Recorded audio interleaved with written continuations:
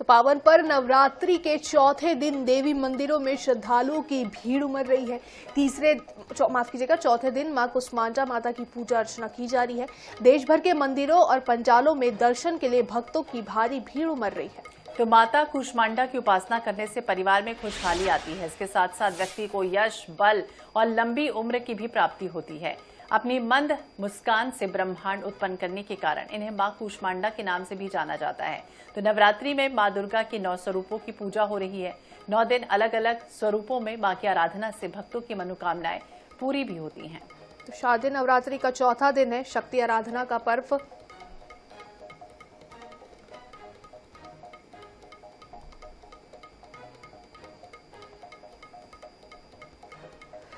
तो मध्य प्रदेश और छत्तीसगढ़ के अलग अलग जगहों से हमारे संवाददाता भी हमारे साथ जुड़ चुके हैं। जगदलपुर से जीवानंद है, शिवम आर्य हमारे साथ ग्वालियर से जुड़े हुए हैं, वहीं फतेह सिंह जबलपुर से भी जुड़े हुए। सबसे पहले शिवम, आपसे जान लेते हैं, आप चौथे दिन नवरात्रि के चौथे दिन किस मंदिर में आप उपस्थित है, उस मंदिर की क्या कुछ मान्यता है और चौथे दिन किस तरीके से माता की पूजा की जा रही है?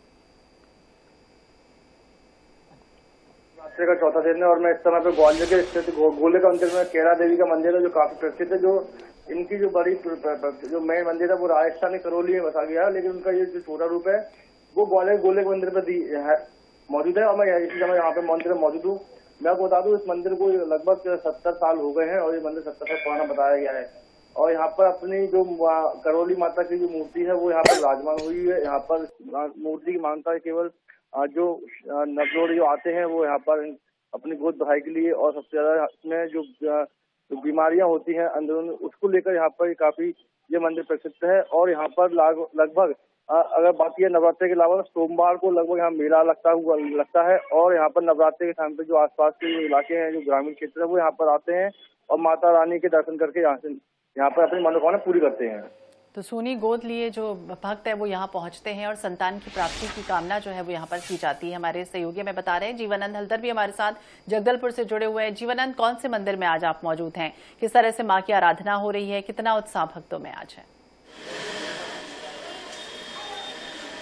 जी, इस वक्त मैं बस्तर के आराध्य देवी माई दंतेश्वरी मंदिर में मौजूद हूँ और आज जैसे माता के नवरात्र के चौथा दिन है, आज माता कुष्मांडा रूप में दर्शन देंगे। इसी कारण है कि आज सुबह से श्रद्धालु जो है मंदिर में पहुंच रहे हैं। आप मेरे सामने देख सकते हैं जो श्रद्धालु है यहाँ पर पहुंचे हुए हैं, माँ के दर्शन कर रहे हैं, माँ के दिव्य दर्शन, माँ के मन्नत मांग रहे हैं। और आज बड़ा देखिए, आज माना जाता है कि आज अगर माँ की पूजा की जाए तो माँ के जो मनोकामना पूरा होती है। सबसे पहले यहाँ का जो मुख्य पुजारी है उनसे हम जानने की कोशिश करेंगे आज का दिन क्या विशेष है, माँ की आराधना करने से क्या होती है। देखिए, इस वर्ष जो तिथि है बढ़ गया है, डबल तिथि है तृतीया का, तो आज तृतीया का ही पूजा होगा, कल चतुर्थी का पूजा करेंगे। माता आज कुष्मांडा रूप से दर्शन देंगे। अगर आज घर में कोई पूजा अर्चना कर रहे हैं तो क्या क्या कौन सी मंत्र का उच्चारण करना पड़ेगा और किस प्रकार की पूजा अर्चना की जाएगी? कुष्मांडा देवी का ही पूजा मंत्र बोला जाएगा। भगवती का जो बीज मंत्र है ओम ऐं ह्रीं क्लीं चामुंडाय विच्चे, वही मंत्र का उच्चारण होगा। बस्तर के आराध्य देवी माई दंतेश्वरी की जो मंदिर है, क्या महत्व है, क्या मान्यता है इस मंदिर का? देखिए, ये पुरातन काल का मंदिर है। भगवती स्वयं महाराजा के साथ आई हुई थी, उनका प्रथम स्थान दंतेवाड़ा होता है और यहाँ पे बाद में राजा महाराजा नित्य प्रतिदिन दंतेवाड़ा नहीं जा पाते थे, इस कारण यहाँ पे मंदिर की स्थापना किया गया। यही मान्यता है। मैं सबसे पहले दर्शकों को यहाँ जो बस्तर का आराध्य देवी है उनकी दिव्य दर्शन कराऊंगा। मैं कैमरामैन से कहूंगा आप लाइव प्रसारण देखिए। माँ की जो दर्शन सभी जो श्रद्धालु है वो इस समय इस चैनल को देख रहे हैं, मैं उनसे कहूंगा कि देखिए ये बस्तर का आराध्य देवी माई दंतेश्वरी मंदिर माई है। जो भी व्यक्ति, जो भी श्रद्धालु बस्तर नहीं आ पा रहे हैं वो इस मंदिर, इस माँ के दर्शन कर सकते, क्योंकि कई शक्ति पीठों में से एक पीठ ये भी है। और उसके बाद प्राचीन देखिए वहाँ मेरे बाएं तरफ जो अब डोली नजर आ रही है, ये माई की जो प्रतिमा है, जो डोली है, जो छत्र है, ये नजर आ रहा है। वही कारण है कि जो श्रद्धालु है वो पहुंचे हुए हैं और माँ के इधर 10 बजे उधर भैरव। और जो आपको तीन देखिए श्रद्धालु किस प्रकार की माँ से प्रार्थना कर रहे हैं कि किस तरह से लोगों के जो सुख शांति समृद्धि मिले। और कुछ जानकारी के लिए हम हमारे जो पंडित जी उनसे कोशिश करके, आपके बाएं तरफ 3 मूंगफली दिखाई दे रहे हैं, क्या है इसका मान्यता? ये जो बीच में जो है ये बहुत ही प्राचीन तीन मूर्ति हैं। माता दंतेश्वरी का षष्ठभुजी है बीच में, और इस साइड में है 10 भुजी, और इधर भैरव शिव विराजमान है। मतलब बहुत मान्यता है। जी हाँ, ये मंदिर जो निर्माण नहीं हुआ था उससे भी प्राचीन प्रतिमाएं हैं। देखिए कई 600 साल कई सैकड़ों साल पहले का ये मंदिर है, और देखिए सभी श्रद्धालु यहाँ पर पहुंचे हैं, मां से मन्नत मांग रहे हैं कि उनकी सुख समृद्धि और उनकी जो परिवार सुख रहे, उनकी समृद्धि रहे, क्योंकि आज माता कुष्मांडा रूप में दर्शन दे रही है। कहा जाता है कि आज अगर मां की पूजा अर्चना श्रद्धा मन से की जाती है तो यश बल बुद्धि ये प्राप्ति होती है, और यही कारण है कि श्रद्धालु सुबह से ही मां के दर्शन करने पहुंचे हैं। हमारे साथ कुछ श्रद्धालु भी हैं। कहाँ से आए आप? हम वेस्ट बंगाल से आए हैं। वेस्ट बंगाल से। आज मंदिर में दर्शन करेंगे? मंदिर दर्शन करने के माँ की दंतेश्वरी की माई के नाम सुने थे पहले? हम सुनाए थे। क्या मान्यता थे? मान्यता बहुत सारा मान्यता है। जी। वो स्टेशन पे ना उतरने के बाद जी जीवानंद, जल्दी आपके पास दोबारा लॉन्च कराएंगे, और जबलपुर से हमारे संवाददाता फतेह सिंह भी हमारे साथ जुड़े हुए हैं। फतेह, आपसे जान लेते हैं जबलपुर में नवरात्रि के चौथे दिन किस तरीके का भक्तिमय माहौल देखने को मिल रहा है?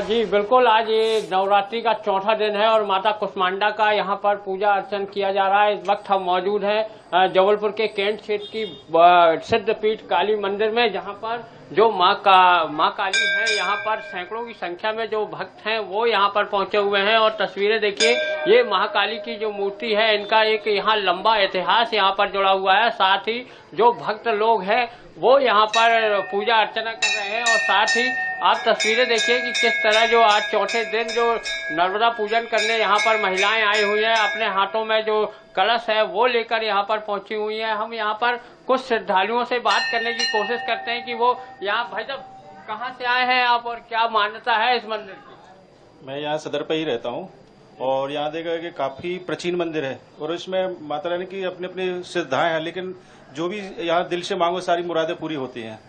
हाँ। कितना प्राचीन मंदिर है ये? मैंने तो जब से देखा, तब से हम पैदा होते ही तब से देख रहे हैं माता रानी, और बोलते कभी सदियों से ये मंदिर है। बिल्कुल।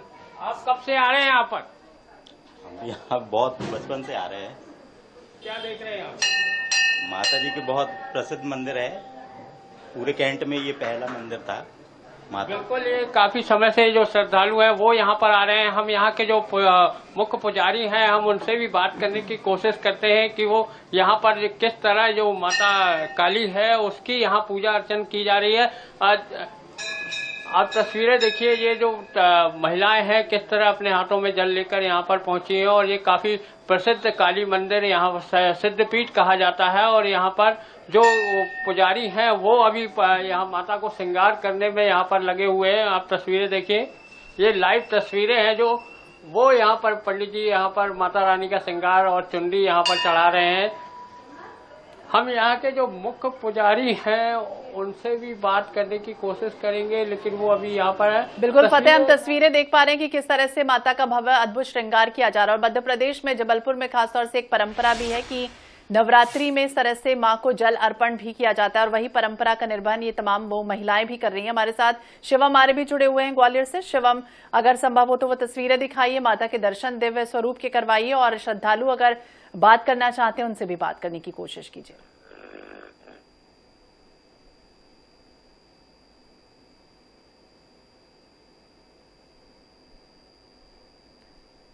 तो तकनीकी कारणों की वजह से शिवम की आवाज हम तक ठीक से नहीं पहुंच रही, लेकिन जगदलपुर का ही रुख कर लेते हैं। जीवानंद हमारे साथ जुड़े हुए हैं। जीवानंद, वो तस्वीरें दिखाइए किस तरह से, क्योंकि आज कहा जा रहा है कि 2 तिथि एक साथ है, तो कौन सी माता का जो है वो व्रत करना है, या फिर किस तरह से पूजा अर्चना करने का आज विधान है?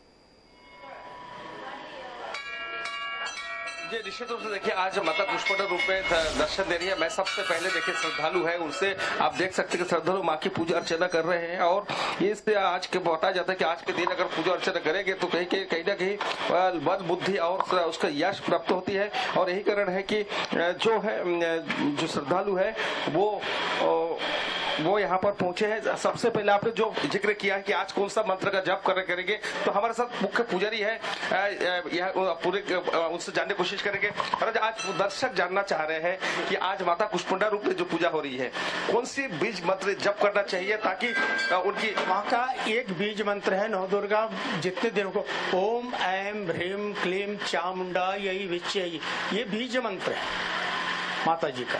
ऐसी मंत्र से ही पूरा जाप होगा 9 दिन पर्यंत। अगर माँ की पूजा अर्चना की जाए तो क्या विधि विधान है?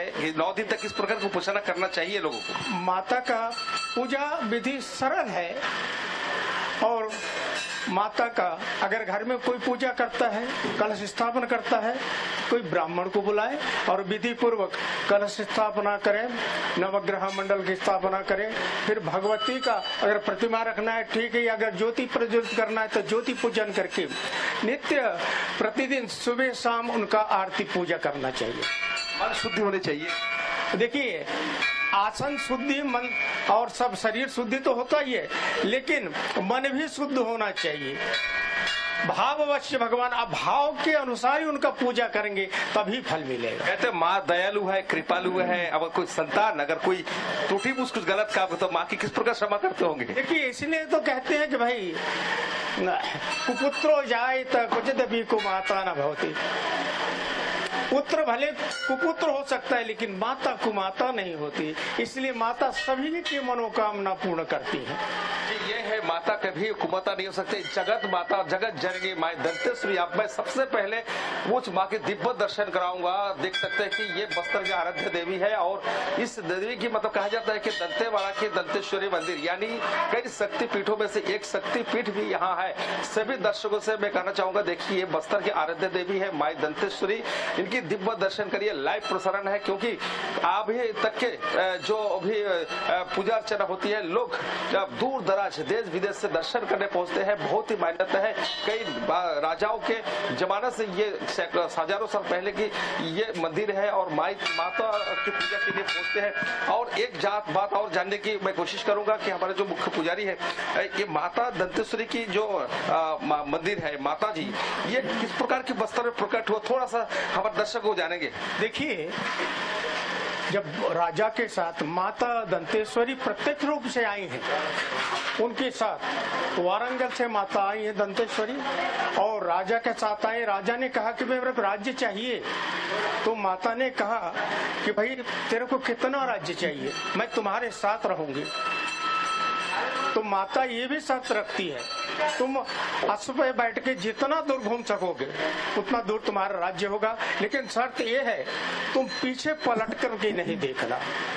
अब राजा घूमते घूमते अपना अश्व में आते गए और संकनी डंकनी जो नदी है वहाँ पे रेत भरा होने के कारण माता का पैजन बजना बंद हो जाता है। माता ये कहती है कि मेरा पैजन बजते रहेगा और उसकी आवाज सुन के तुम आगे बढ़ते रहना। संकनी डंकनी में नदी में रेत होने के कारण उनका पैजन पायल नहीं बजता है। तो राजा बोलते हैं कहाँ रुक गई, जरा पलट के देखो। अब देखते हैं कि माता जी पीछे, उनके पीछे हैं, इसीलिए वहां पे उनका प्रथम स्थान हो गया। और इसके पश्चात जब यहाँ पे राजधानी बनाया गया बस्तर को, बिल्कुल, तो महाराजा नित्य प्रतिदिन वहाँ के दर्शन को नहीं जा पाते। जी जीवानंद जी बने रहिए आप हमारे साथ, दोबारा जल्दी लौटकर आपके पास आएंगे। फतेह सिंह भी हमारे साथ लगातार बने हुए हैं। फतेह, आपसे भी चाहेंगे कि आप भी वहां पे जो पुजारी है, जो मुख्य पुजारी है, उनसे बातचीत करें कि आखिर जबलपुर में क्या कुछ मान्यता है, क्या कुछ विधि विधान से पूजा अर्चना की जाती है, खास करके आज चौथे दिन। जी बिल्कुल, अभी जो हम इस वक्त मौजूद है सिद्धपीठ काली मंदिर में और यहाँ पर आप तस्वीरें देखिए। उसके पश्चात जो यहाँ के मुख्य पुजारी हैं, हम उनसे भी बात करने की कोशिश करते हैं कि वो यहाँ पर मौजूद है। हम सीधे उन्हीं से बात करते हैं कि इस मंदिर का जो है क्या इतिहास रहा है। पंडित जी, क्या इतिहास रहा है इस पूरे काली सिद्धपीठ मंदिर का? आज के 500 वर्ष पहले यहाँ पर गोंडवाना राज था। यहाँ पर पूरा जंगल था, पूरा तालाब यहाँ तक था जहाँ आप खड़े हैं। उसके बाद फिर यहाँ बंजारों की टीम आई, उनके साथ में माँ की प्रतिमा भी थी।